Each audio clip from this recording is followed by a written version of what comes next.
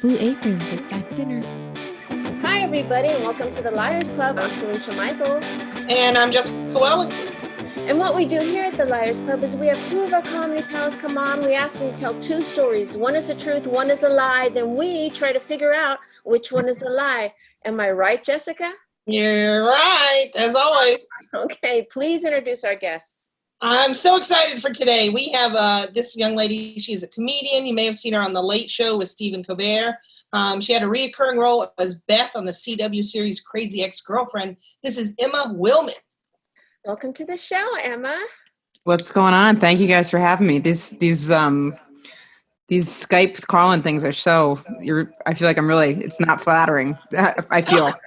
You guys look great. But I feel like I'm staring into.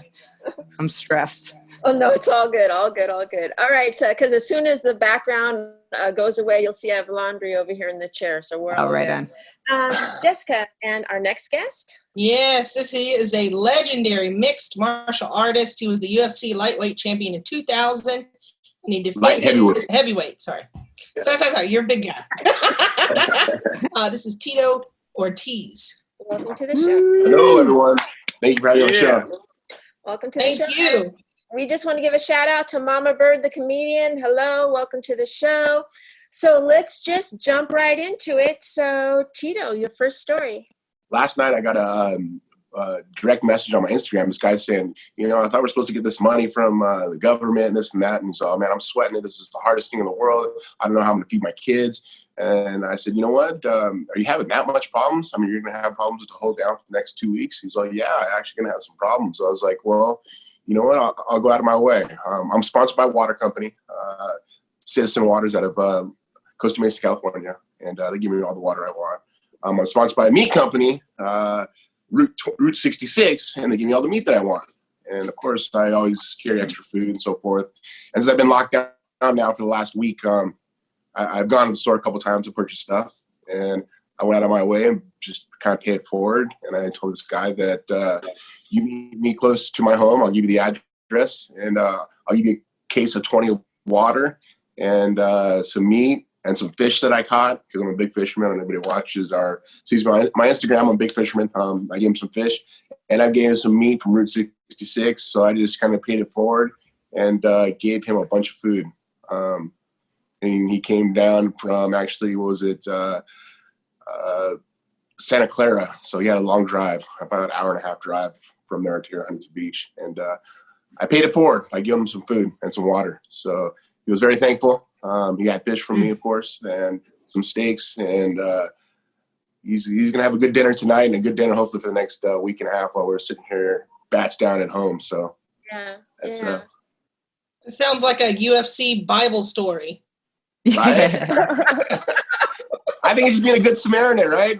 Paying it forward. Yeah, no, if he's lying, if this is the lie, this is an interesting strategy. And I don't know. Yeah, I need to hear more. You drove how far? You had to drive, what, a couple hours to bring in the food? No, he actually drove to me. I gave him an address. Yeah, I guess that's fair, right? I mean, you're ponying up all the meats. You should drive to get it at least. So you gave a stranger your address? Damn, I did not give him. I guess if I were you and you could fight anybody, you could give people your address. It doesn't matter. No, he came close to my home, actually at a bar by my house. That's closed. What's the name of the bar? Rack House, Harbor Rack House. What kind of fishing were you doing? What kind of fish was it? It was actually yellowfin tuna that we caught in December. Ooh. That's quite the gift, and it's very specific. That feels believable. What kind of car did he have? He actually was driving in a white Tahoe, Ford Tahoe, and he had his kid with him also. Oh, okay. Can I tell you guys, as a fat kid, right? People love the ice cream truck, but I always got excited because we had this truck that would come around that had all these meats, and I would just holler to my dad, like, the meat truck's here, Dad! Yeah. It's a story that unlocks Jessica for all. All right. So, Emma, why don't you go ahead and start your story? Okay. So when I was in I grew up in really, really rural Maine, and I was always obsessed with entertainment. And I didn't know what I wanted to do, but I thought I wanted to be in the music industry. And the only person I knew who was in entertainment was this guy who was like a sound engineer at a recording studio in Boston. So I was trying to get a hold of him, couldn't get through. So I called him and I said I was calling him back. I said, I got to call him back. So the secretary put the call through, and then once he got on, I was like, hey, I really want to work in the music industry. I'll do anything. Can I just be your intern? I'll work for free. So he had me come in and work for free. He was probably pretty disappointed as I tell that, just hearing a girl's voice on the phone say that, he was probably pretty disappointed when I showed up. But he had me go I'd get blunt wrappers for him and ice cream sandwiches. And the big thing that happened there was Bobby Brown grew up in Foxborough, Mass. And he used to come into the studio and he took this is when I was in high school, I'm 34 now. So he took all of the DVDs from Blockbuster and it was my job to go to Blockbuster and explain, either pay them or tell them what happened. And I was such like a country bumpkin at the time. I was like, I don't think we should have to pay for this. Bobby Brown took these. This wasn't our fault. And I just remember the person at Blockbuster being like, what? And I was like, yeah, Bobby Brown came in the studio. He actually spit on the wall. I had to clean it up myself. I'm proud to make it in show business, And they were like, get out of here, and made me pay for all these DVDs. And I thought that was like fucked up. They made us pay for them for like years. Yeah. How many DVDs was it? It was over 5. Okay. And do you know Bobby Brown comes to the Comedy Store quite a bit? Really? He does. He looks. So I never met him. He just came. I just had to return. The DVDs. I didn't even know he lived in LA. Well, I don't know if he lives here, but he's here often enough to come to the Comedy Store. What was the name of the label? Waltz Audio. Waltz Audio? It was a recording studio, yeah. Real. I mean, the claim to fame was that Bobby Brown would come in sometimes. I don't think Bobby Brown even recorded there. What type of videos were you getting at the video store? You said you had to pick up videos? That was the I had to go in and explain that Bobby Brown took the videos. So I don't even know what they were. I just know that he took them, and I had to go in and they wanted me to tell them, either pay for them and tell them what happened and see if we could get out of it, which did not happen because I'm sure they thought I was making it up. Yeah. And late fees are fucking brutal, man. It's like a parking ticket. Late fees. And did you just pay cash, or did you have his credit card, or like how? No, so I had to go back to the recording studio and tell the guy, I was like, hey, they didn't believe that Bobby Brown took them. We still have to pay for them, and I think he went back and handled it. Uh-huh. So, but what year was this? What year was this? Oh man. Okay, so I was in 8th grade. No, I was going into high school, and I'm 34 now. So 20 years ago? Yeah. Your guess is as good as mine. 15, right? Kenny has thumbs down. I realize how sketchy this all sounds as I'm saying. Yeah, so does Mama Bird. Mama Bird says no way, that this sounds like a lie. So you got to meet Bobby Brown in person? No. I didn't get to meet him, no. Have you ever met Bobby Brown? No, I was going to ask her like something she could tell me about Bobby Brown. You know how when you meet famous people, there's like one thing like, oh, I would have never thought that. And I was going to ask her if she had any thoughts in that direction. I remember I asked the guy who owned the place, I was like, what was Bobby Brown like? And he said, besides him spitting on the wall one time, he came in once and he was like really mad at Whitney. And he was like, I'm going to cement her feet to the floor if she keeps acting like this. Wow.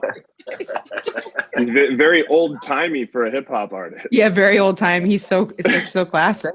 Yeah. Good. Big fat liar. Cement shoes. Yeah, Bobby Brown. That's pretty crazy. All right. Bobby Brown. Any questions? Anybody want to ask any more questions before I think Kenny has a question too. I think this is someone else's story. You honestly. do? Yeah, Mm-hmm. I think so too. I think it's someone else's story. That's why I think it's a lie. Yeah. All right. My mom had a friend in Boston, so my mom came up and stayed with me for the 3 weeks or whatever that I interned there. Uh-huh. Okay. And then I interned there again when I was in high school, and then I interned there again in college. So they were having you run for man, you guys don't believe me at all. They were. I've seen these faces before.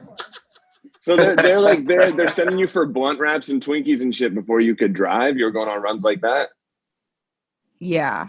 And your mom really drove you down to a music studio at the age of 13? We stayed at my mom's friend's house, and she would drive me to in Boston, the subway's called the T. She'd drive me to the T station, and I would go in, do my little internship, and then I would go back, and then she'd pick me up at the subway station. All right. Yeah, Walt's Audio sounds like a place that sells TV antennas and coax cables and shit. Yeah. All right, well, let's move it back to Tito and get to your second story. August of this last year, we're in Las Vegas, and of course, I go to Vegas all the time, and I'm with my girlfriend, and we're at some bar downtown Las Vegas, and was it the Palms Hotel? Not Palms as in Palm, but the Palms Hotel, and we're having cocktails at the center bar, and some guy bumps on my girl, kind of like rubs her ass, but not grabs, literally with his hand, touches her ass. Oh, shit. She turns around. She's all, "Excuse you." He goes, "What do you mean, excuse you? I didn't do anything." And started walking away again. And I go, "Hey, you gonna say excuse you?" He's all, "No, well, why would I say excuse me? I didn't even do anything. I just saw you rub off on her ass, dude." And he's all, "No, I never rubbed up on her ass." I go, "Yeah, you did." He's like, "What the fuck are you gonna do?" And I looked. I thought I was getting punked by Ashton or something. I looked to one side, I looked to the other. I go, "Are you serious right now?" "Yeah." He's like, "What the fuck are you gonna do?" "What do you think I'm going to do?" And he stepped forward. As soon as he stepped forward, I could not resist myself. Usually I have security around me. I had not much, but just a little. And I literally had to punch the guy. I didn't punch him in the face because I've always known no punch a guy in the face because he'd leave a mark and go to jail. I hit him right in the solar plex, red dead in the middle. Talk about watching a guy fold like a sack of bricks. Hit the ground. Security came over. They kind of circled around us. And one of the security grabbed me and pulled me away. And he's like, "What happened?" I go, "That dude grabbed my chick's ass, dude." And he pulled him to the side. When he pulled him to the side, they picked that guy up, took him out of the hotel, and let him go. Cops came up to me, asked me what happened, what went on. I go, "He grabbed her ass." And I went to grab him and try to punch me. And before you punch me, I punched him back before he could hit me. And I dropped him to his ass, knocked the wind out of him. Escalated, completely was gone. It was done. I didn't go to jail. I was very thankful. I was like, damn, I almost went to jail, but I didn't. The cop was cool. They let me go, but cops in Vegas, I've known for a long time, going there since I've been 21. And of course, I fought there about 15 times being a main event. So I kind of get a little leeway here and there when I go to Vegas, and this is one of the times. Isn't it true though? Like, since you're a trained fighter, like if you were to hurt that guy, like you could get manslaughter or assault with a deadly weapon. Yeah. So that's why I go right to the solar plex. Solar plex punch drops guys at will. I don't give a shit how big you are, you're getting dropped. Isn't that how Houdini died, though? Houdini. No, didn't he get he was suffocated, right? Suffocated or held underwater. I thought he got punched in the gut. No. He was at some speakeasy, touched a girl's ass. Yeah, dude. Wow, okay. I mean, that guy was brave. I mean, I still believe how brave the guy was by even just saying, "What the fuck are you going to do?" I'm like, "What do you mean what I'm going to do?" As soon as he stepped forward, it was in my personal space, and I was defending myself. Did you get the feeling like he didn't know who you were? Exactly. That's why I looked side to side, like, is this really happening right now? And when I looked my left and looked my right, and my girlfriend just kind of gave me the yeah, and that's when I turned back at him. I was like, "What?" And he stepped for me, and I was like, even if you don't know who you are, you look like the kind of guy who might put someone on their ass anyway. So it's like, well, I mean, the guy was pretty. He was almost my size also. So I think he had a little, liquid courage. Yeah, how big was he? He believed. Yeah, he was 6'3", at least, because he were eye to eye. Yeah. So he's probably used to people when they see him being like, "Whoa." Cowered down on him, exactly. And I'm not a person to cower down on him ever. I mean, were you standing up or were you sitting down? I was standing up. And he came up to you when you were standing up like that? But no, he stepped forward towards me, and I mean he was within the 3 feet range, so that's my personal distance, and I caught him before he caught me. Have you ever done anything like this before? Have I ever done anything like this before? Twice. They were chokes. I had to choke somebody a couple times. And when you choke somebody unconscious, you sit them on their ass, they wake up, they don't know what's going on. That's when they stop. They usually How do you do that? So like I said, when I look back and forth and kind of going, "Is this guy real right now? Does he realize who I am?" I guess I forewarned him, but to a certain extent now. And was he by himself? He actually was with two other guys, and when I dropped him, it was two other guys looked at me, and they were like, "Oh shit, that's Tito Ortiz." Well, late with that information, dude. What did the two other guys do? They went to go grab him. Uh-huh. Yeah, they looked at him. They went to go grab him. When they went to go grab him, I literally just stood up and it's like, "All right, who's next? Come on!" And that's when the security came. What was your girlfriend doing? Was she like, "No, don't do this"? Was your girlfriend upset? Yeah, she was saying, "Fuck that motherfucker. Fuck that guy. You fucking touch Really? Fuck that guy." She wasn't like, "Don't do it. You can get in trouble." No. I mean, it was already. It happened so fast. It happened within, I'd say, maybe 10 seconds, 5 seconds. Tito, you said that you were standing up when the guy came to you, and then when we were talking here, you said so you stood up. Oh, I was standing up the whole time at the bar. You sure he said that? Because I don't know that I remember that. I kind of thought you were sitting down too, buddy. Yeah. No, he did say he was standing up, but then when we were chit-chatting, he said, "Oh, so I got up." Said, somebody punked me? I mean, that ain't gonna happen. Hell no. Yeah.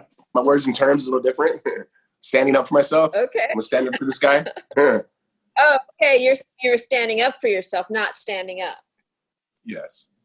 I was like, wait a second. I never said I was standing up, and then I was standing up the whole time. Okay. Wouldn't it be fun to learn, like, oh, Tito he's like, no, I totally punched that guy at the casino and I did not give anybody free meat. Hell no. Yeah. All right. If anybody is cool to move on, we'll move on. Everyone cool? All right. Emma, your second story. I'm so curious, Tito, which one is the truth and which is the lie? Okay. I almost just announced which one I was about to say too when I was about to tell the story. I was like, okay, and this one's and then say it. Has anyone done that? No, but we've had some people that were really bad liars. Like you just asked them one question and then they just cave. Yeah, one question, they were done. Okay.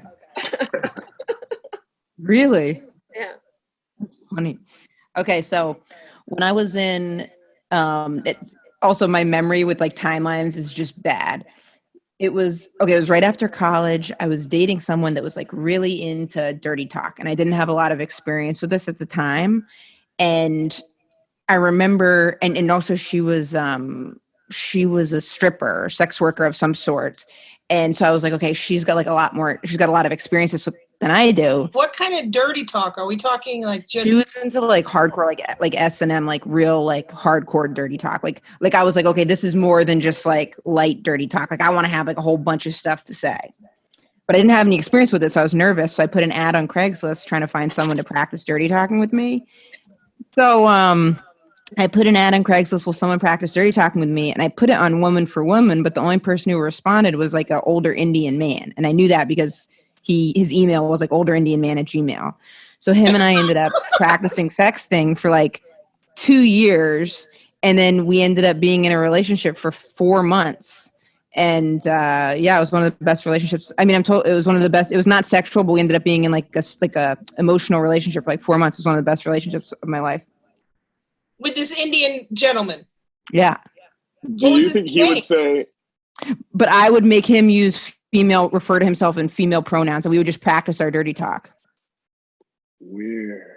Wait, what kind of relationship? What do you mean? It was like an online friendship, but then we would we would like practice dirty talk and stuff.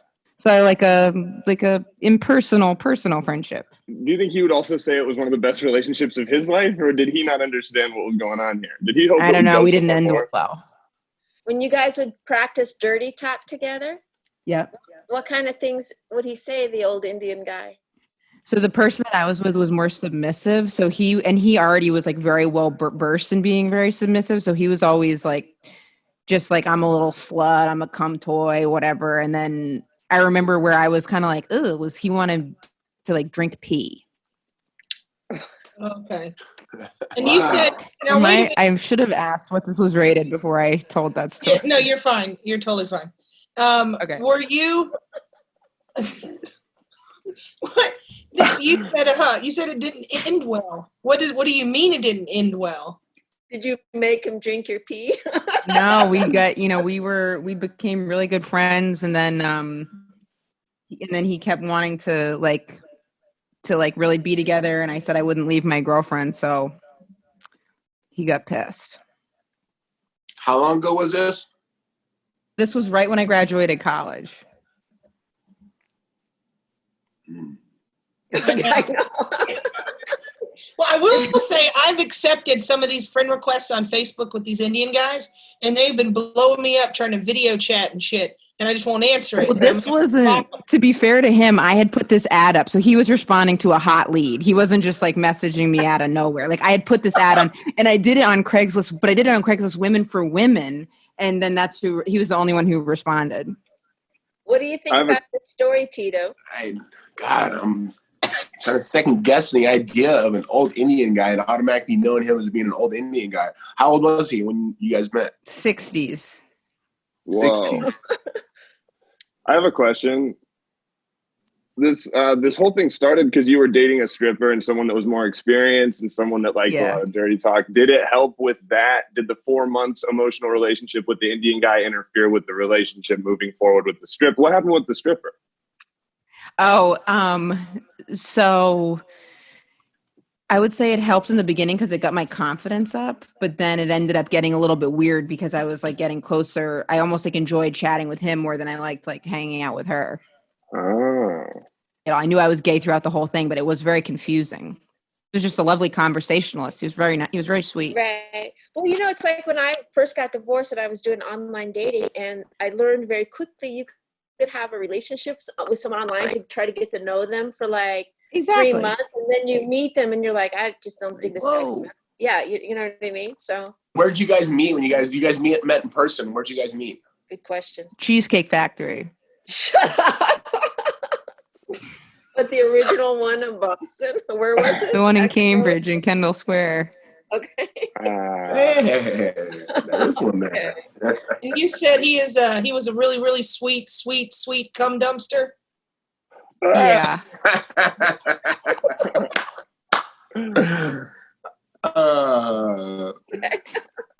My sweet cum dumpster. What kind of stuff did he order at the Cheesecake Factory? Was that kind of his jam, or? Oh man, you guys are good. Right? He would order the Oreo cheesecake. Oh, you guys only went cheesecake, never any entrees? I think he liked something with like fried avocado. Fried avocado? Oh man, you guys are gonna get me on the cheesecake menu.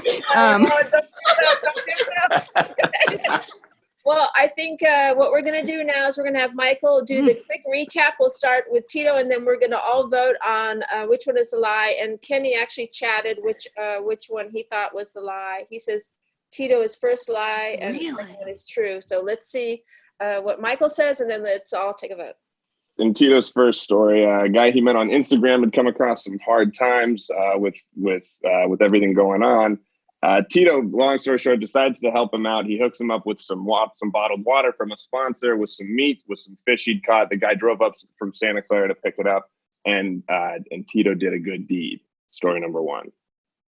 And story number two, August this year in Vegas, he's with his girlfriend at the Palms, and some guy rubs on his girl's ass, seemingly having no idea who Tito is. He gets in Tito's face. Tito's like, "Are we really doing this? I think I'm getting punked by Ashton." He gives him a solar plex punch, which I still don't know exactly where that is, but he goes right down like a sack of potatoes. Security gets him off. They let Tito go scot-free, even though he just assaulted a guy with a deadly weapon. I don't know about that story. It was in Vegas, and he's huge in Vegas. Yeah, they might have just been like, "Give us a couple autographs and you're out of here, dude." Right. It's like you're famous as shit. Maybe you just don't get. It would suck to be like a mid-level fighter who has assault with a deadly weapon style hands, but nobody knows who you are when you do it. Yeah, right. And they don't let you go. You understand how many tickets I've got out of by doing pictures with the CHP, so I can thank you for that. And how many years ago was this? The punching the guy in the solar plex? Just this last year in August. Okay. Yeah, in the summertime. Uh-huh. Hmm. Well, I'm going to go ahead and say I think that second story is a lie because when you were repeating it, I do think you said, and I stood up, and not I stood up for myself, but I stood up like I was going to get him. And I don't think you would confess on video that you beat some guy. You know, I think that's a lawsuit. So I'm going to say the second one is the lie. Oh, I disagree actually, because the first story, I think it's a lie because, Tito, you have kids, right? Yes, I do. Right? He has kids, so why is he going to risk getting the coronavirus by meeting this guy for some fish and some meat? Oh, yeah. Tell us the how did you guys do the hand sanitizer? Tell us about that. Like, how did you meet? How far did you step away? Did you put the meat down and step back and have it? Like, how did you do that? He actually, were the place we met, like say, rack house by my house. I gave him Knuckles. And I actually gave him a cooler with the meat and the fish and the beans that are in it. I gave it to him. And then the bottle of water I gave to his kid, and they carried it off, hopped in their, it was a Tahoe, and I drove away. I said, thank you very much. And then later on, he messaged me and he said, thank you so much, man. I appreciate it. Not many people would do that. I said, I wish a lot more people would. Did you worry about that? Worry about what? Like just the coronavirus exposure shit with a stranger. Not really, because I have a really huge immune system. I mean, immune system really strong. I mean, I eat vitamin C a lot. And, I have a little bit of cold right now anyway, so I'm not really, I don't know. I'm a healthy guy. Very, very healthy. Okay. Yeah. All right, let's take a vote. Jessica, what do you say? Say that the fish is a lie. Smells fishy. Yeah. Yeah. Yeah, what if that's the lie? He's like, I would never fish in my life. I'm a pro fighter. That's boring as shit. Yeah, Kenny says the first one is a lie. He says the first one is a lie. Wow. All right. Emma, what do you think? Okay, I think that's a really good point about the corona, but I think the first one is the truth and the second one is the lie. Because the first one seems more like unexpected. I don't know, I'm dying. Which one is it? But Hummingbird also says that the so first curious. one is the truth, right? The second one is the lie. Yeah. All right. So Tito. Yeah. Which one is the lie? The one that is the lie. So I was in Las Vegas. Oh, no. I was at the bar. No! Someone did come up to me, but I did put my hand on him. I know better than that. I would never smack a person ever. The second one, the first one's the truth. First one's the truth. I did help a guy out today. Like I say, I love to pay it forward. I do it all the time. Just a couple weeks ago, I did once again. I paid for a guy's his groceries. They were like $60, I think it was, and I went out of my way to help him out. Oh, man. So, you know what they say, man, you got to be a good person. You know, don't expect things back, but do things to help people out, especially these crucial times right now. And I love to pay it forward, man. I told my kids about it. They didn't come with me, but I told them about it. They're like, wow, Dad, that's really cool. So they always know to give back and be decent human beings in society now. So I'm trying to do the right thing. Oh, cool. All right. You're such a sweet, sweet cum dumpster. Oh my God, Jessica. All right, Michael, move on to Jesus. Yeah, just popping off. You know what's funny is she could call me cum dumpster all day long. I'd be like, whatever. But now I'm all like, don't call Tito cum dumpster. Yeah. Oh my God. Mine cut out, but I think I got the gist of that. Yeah. I'll never forget what just happened.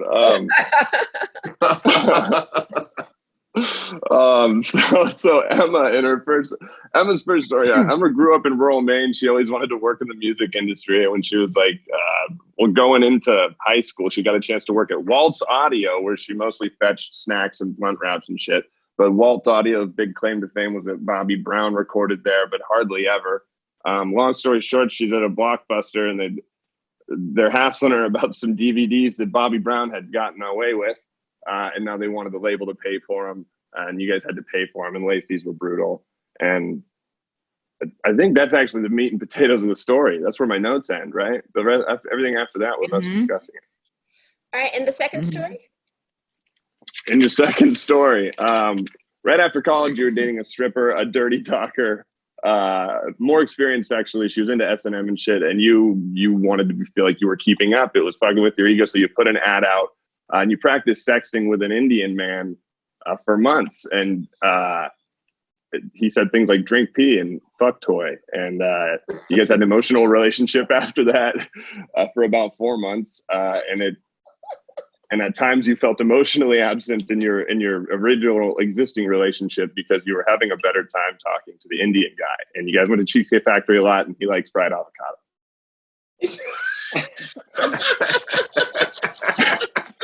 Emma, you're a really fucked up person. I know. No, she's just confused. That's all. It's okay. I appreciate it. Yeah. All right. You think the first one is the lie, Kenny? You think the first one is the lie? Yeah. Well, that's the thing. It's hard. So what you're saying is that your mother took a 13-year-old girl to Boston to work at a record label, or you got. It was a recording studio, so it was a very small operation. Uh-huh. So I have to either believe that or believe that you got some old Indian guy to talk dirty to you while you were in a lesbian relationship. I mean, can I ask one question about it? Please do. Did Anything. The Indian guy have to pay you any money? No. No. Did you have to? I asked him. I put the ad up. I was the one. I was the instigator. I would have been the one that was paying him. All right. He was helping me out. Any other questions on those two crazy stories? Anybody? Good question, though. It's kind of weird to pull Bobby Brown out of nowhere, isn't it?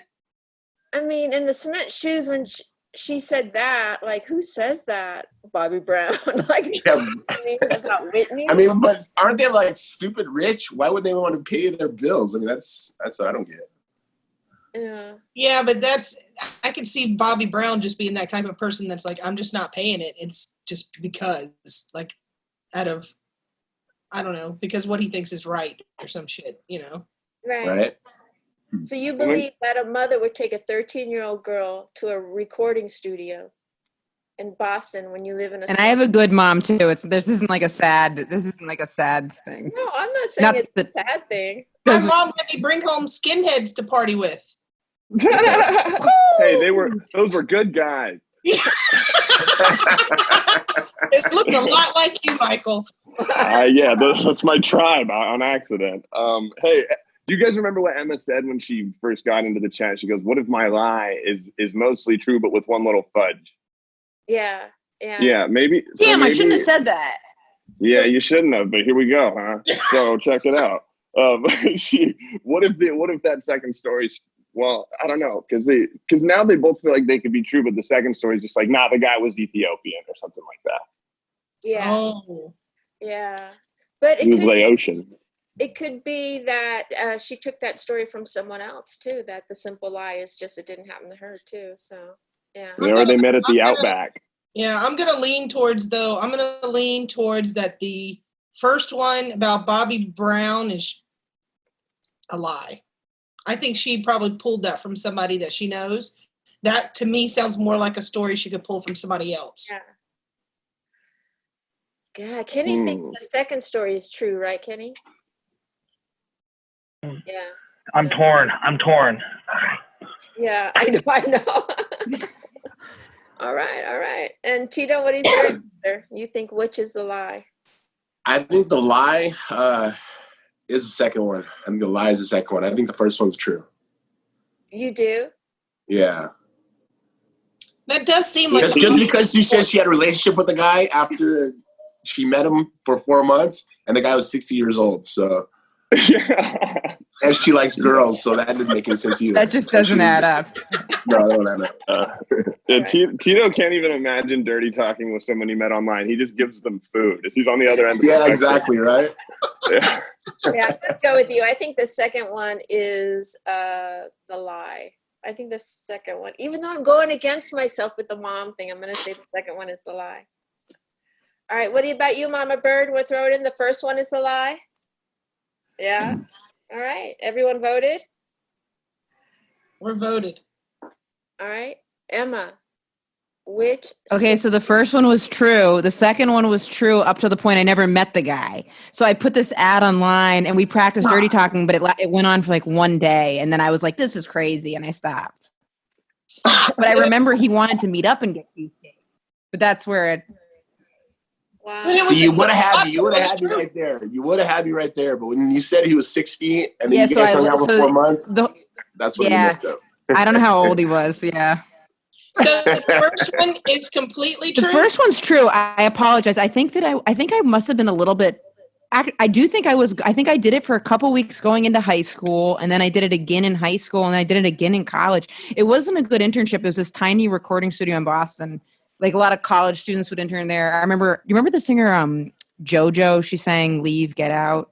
Yeah, one hit wonder. She's like from Foxborough, Mass, and she used to go in there too. I never met her either. I never met any of the.